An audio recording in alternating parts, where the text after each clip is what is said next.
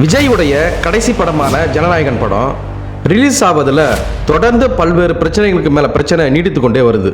விஜய் படங்களுக்கு மட்டும் ஏன் இவ்வளவு பிரச்சனை? இதை பற்றி தான் முழுக்க பார்க்க போகிறோம். வாங்க வீடியோக்குள்ளே போகலாம்.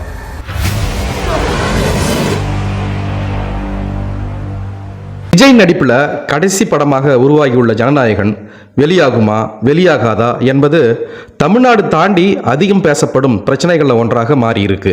சிறியவர்கள் முதல் பெரியவர்கள் வர, ஏன் அரசியல் தலைவர்கள் கூட ஜனநாயகன் வெளியீடு பிரச்சனை குறித்து கருத்து கூறாம செய்தியாளர் சந்திப்புகளை முடிப்பதே கிடையாது.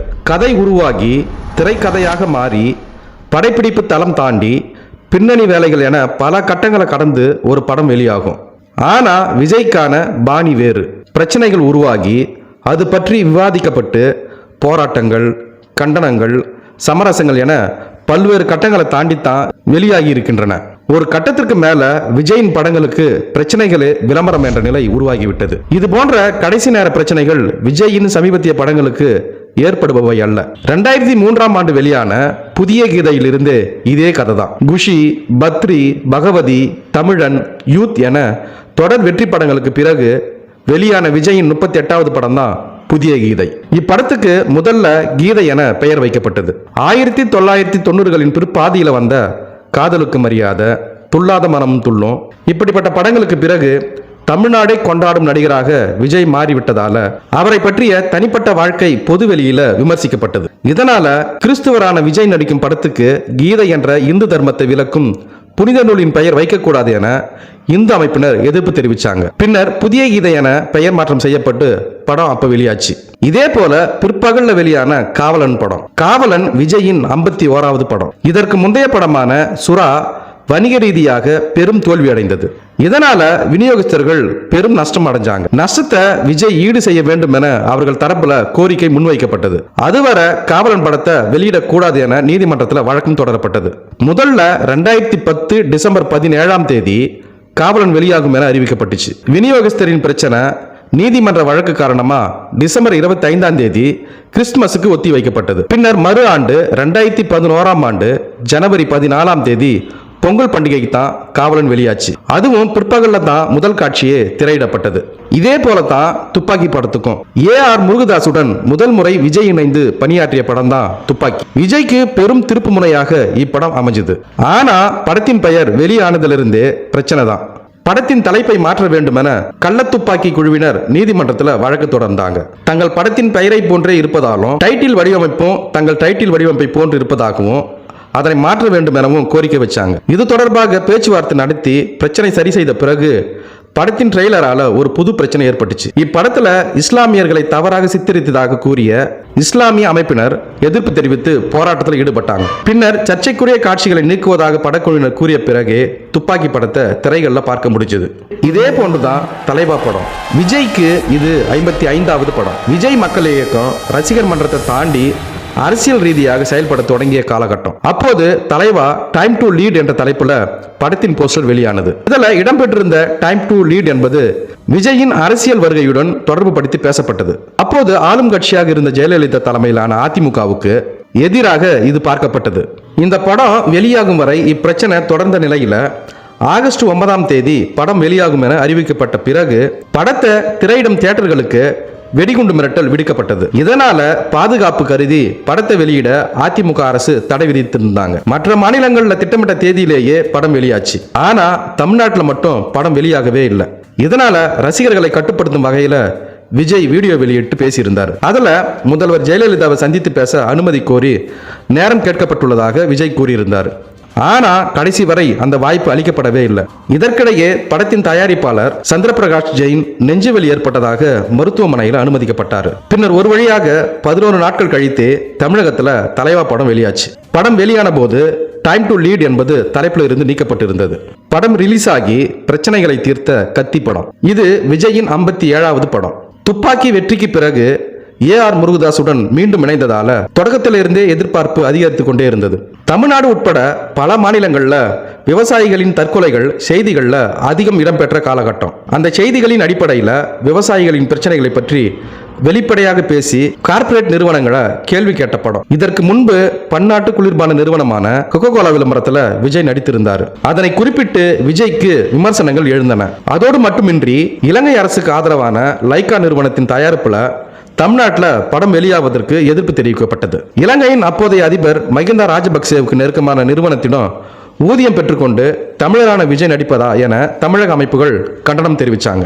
இதற்கு மத்தியில் அறம் படத்தின் இயக்குனர் கோபி நயினார் தன்னுடைய கதையை திருடி கத்தி படம் எடுக்கப்பட்டுள்ளதாக புகார் எழுப்பினார். தாகபூமி என்ற குறும்படத்தின் இயக்குனர் அன்பு ராஜசேகரும் கத்தி படத்தின் கதைக்கு உரிமை கோரினார். தயாரிப்பாளர் சங்கத்துக்கு கதை திருட்டு குறித்து புகார் தெரிவித்து கடிதம் எழுதுவது, உண்ணாவிரதம் இருப்பது என கத்தி படத்துக்கு எதிரான பிரச்சனை பெரிதாகி கொண்டே சென்றது. இந்த பிரச்சனைகளுக்கு மத்தியில தான் 2014 அக்டோபர் 22 கத்தி வெளியானது. படம் வெளியான பிறகு இப்பிரச்சனைகள் முடித்து வைக்கப்பட்டன.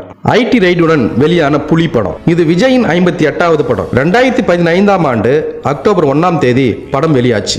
இப்படம் வெளியாவதற்கு முந்தைய நாள்ல விஜய் மற்றும் தயாரிப்பாளரும் விஜய் நெருங்கிய நண்பருமான PD செல்வகுமார் வீடு அலுவலகங்கள்ல வருமான வரித்துறையினர் சோதனை நடத்தினாங்க. சோதனையின் முடிவுகள் தாமதமானதால படத்தின் அதிகாலை காட்சிகள் அனைத்தும் தமிழ்நாட்டில் ரத்து செய்யப்பட்டது. பின்னர் பிற்பகல்ல தான் முதல் காட்சிகள் திரையிடப்பட்டன.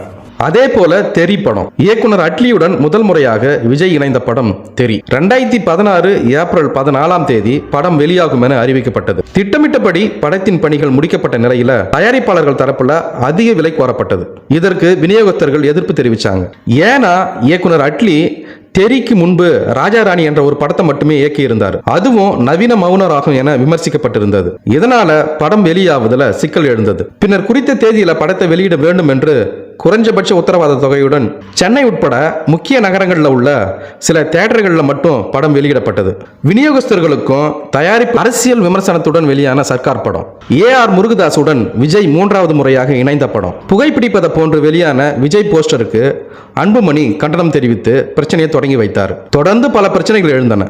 இப்படத்தின் கதை தன்னுடையது என எழுத்தாளர் வருண் ராஜேந்திரன் நீதிமன்றத்தில் வழக்கு தொடர்ந்தார். பின்னர் வருண் ராஜேந்திரனின் பெயரை படத்தில் சேர்த்துக் கொள்வதாக இயக்குனர் வாக்குறுதி அளித்ததை தொடர்ந்து வழக்கு முடித்து வைக்கப்பட்டது. படத்தில் அரசின் இலவசங்களை விமர்சிப்பது போன்ற காட்சிகள் இடம்பெற்றதற்கு கடும் எதிர்ப்புகள் எழுந்தன. அதோடு மட்டுமின்றி ஜெயலலிதாவை விமர்சிக்கும் வகையில காட்சிகள் இருந்ததாக கூறி அதிமுக போராட்டத்தில் இறங்கினாங்க. இவ்வாறு பல திசைகளில் வந்த நெருக்கடிகளை மறைமுகமா சுட்டிக்காட்டும் வகையில இசை வெளியீட்டு விழா நிகழ்ச்சியில விஜய் பேசியதும் அரசியல் கட்சியினரிடையே அதிர்வலைகளை ஏற்படுத்திச்சு. போஸ்டர் போட்டதிலிருந்து பிரச்சனையான பிகில் படம், அட்லி கூட்டணியில் 3வது முறையாக விஜய் நடித்த படம் தான் பிகில். 2019 வெளியான இப்படத்தின் போஸ்டர்ல இருந்து பிரச்சனை தொடங்கிச்சு. முதல் பார்வை போஸ்டர்ல இறைச்சி வெட்டும் மரக்கட்டை மீது கால் வைத்திருப்பதாக கூறி வியாபாரிகள் போராட்டத்தில் ஈடுபட்டாங்க. இசை வெளியீட்டு விழாவில் கருப்பு உடை அணிந்து பாஜகவையும் அதிமுகவை விமர்சிக்கும் வகையில் அரசியல் வசனங்களை பேசினார். அதிமுக வைத்த பேனர் விழுந்து பலியான சுபஸ்ரீ மரணம், விளையாட்டுல தமிழர்கள் புறக்கணிக்கப்படுவது போன்றவை குறித்து மேடையில் பேசியிருந்தார். மேடையில விஜய் பேசிய அனைத்தும் அரசியல்வாதிகளை மறைமுகமா தாக்கி பேசுவது போன்றே இருந்தது. இதனால விஜயின் மேடை பேச்சு குறித்து அரசியல் தலைவர்களிடம் செய்தியாளர்கள் கேள்வி எழுப்பும் நிலையும் ஏற்பட்டுச்சு. கொரோனாவுக்கு பிறகு வெளியான மாஸ்டர் படம், இதுல என்ன பிரச்சனை அப்படின்னு பார்க்கலாம். லோகேஷ் கனகராஜ் இயக்கத்துல விஜய் முதல் முறையாக நடித்திருந்த படம் தான் மாஸ்டர். கொரோனா ஊரடங்கிற்கு பிறகு 50% இருக்கைகளுடன் அரசு வழிகாட்டு நெறிமுறைகளை பின்பற்றி வெளியான முதல் தமிழ் படம். கொரோனாவில் பல இழப்புகள் ஏற்பட்டிருந்த நிலையில படம் வெளியாவது பொதுமக்களிடையே கூட விமர்சிக்கும் வகையில் இருந்துச்சு. நெய்வேலியில இதன் படப்பிடிப்பு நடந்துச்சு. நிலக்கரி சுரங்க நிர்வாகம் படப்பிடிப்பு நடத்த அனுமதி அளித்ததற்கு எதிர்ப்பு தெரிவித்து பாஜக போராட்டத்தில் ஈடுபட்டாங்க. நெய்வேலியில் இருந்து அதிகாரிகளின் காரிலேயே சென்னைக்கு விஜய் அழைத்து செல்லப்பட்டது பேசு பொருளானது. ஆனா வெற்றிகரமா படப்பிடிப்பு முடிந்த பிறகு படப்பிடிப்பு தள வாகனத்தின் மீது ஏறி ரசிகர்களுடன் விஜய் எடுத்த செல்ஃபி மறைமுக பதிலடியாக பார்க்கப்பட்டுச்சு. இஸ்லாமியர்கள் எதிர்ப்புல வந்த பீஸ்ட் படம், நெல்சன் திலீப் குமார் இயக்கத்துல விஜய் முதல் முறையாக நடித்த படம் பீஸ்ட். பாகிஸ்தானை சேர்ந்த இஸ்லாமியர்கள் தீவிரவாதிகள் என காட்டப்பட்டதாக முஸ்லிம் அமைப்புகள் எதிர்ப்பு தெரிவித்தாங்க. தமிழ்நாட்டில் பீஸ்ட் படத்தை தடை செய்ய வேண்டும் என தமிழ்நாடு முஸ்லிம் லீக் போராட்டத்தில் ஈடுபட்டாங்க. தமிழ் புத்தாண்டையொட்டி 2022 ஏப்ரல் 13 பீஸ்ட் படம் வெளியாச்சு. பீஸ்ட் படம் வெளியான நிலையில மறுநாளே பீஸ்ட் படம் கடுமையாக விமர்சிக்கப்பட்டது. பீஸ்ட் படத்தை விட உடன் வெளியான கன்னட படமான KGF 2 சூப்பர் என ரசிகர்களே கருத்து தெரிவித்தாங்க.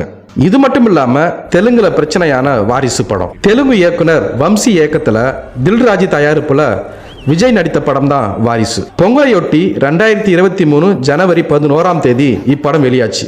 ஆனா இதற்கு முன்பு 2019 வெளியான ரஜினிகாந்தின் பேட்ட படத்தை தெலுங்குல அதிக திரைகள்ல வெளியிடக்கூடாது, நேரடி தெலுங்கு படங்களுக்கே முன்னுரிமை அளிக்க வேண்டும் என தில்ராஜ் கூறியிருந்தார். அவரின் இப்பேச்சு வாரிசு படத்திற்கு எதிரொலித்தது. நேரடி தெலுங்கு படத்துக்கு முன்னுரிமை அளிக்க வேண்டும் என்று தில்ராஜ் கூறியிருந்ததால விஜயின் வாரிசு படத்துக்கு தெலுங்கானா, ஆந்திரத்துல அதிக திரைகளை கொடுக்க கூடாது என தெலுங்கு தயாரிப்பாளர்கள் எதிர்ப்பு தெரிவிச்சாங்க. விஜயின் சமீபத்திய படங்கள்ல அரசியல் சார்ந்த கருத்துக்கள் இடம்பெற்றிருந்தாலும் முழு நேர அரசியலுக்கு வந்த பிறகு வெளியான படம் தான் கோட்.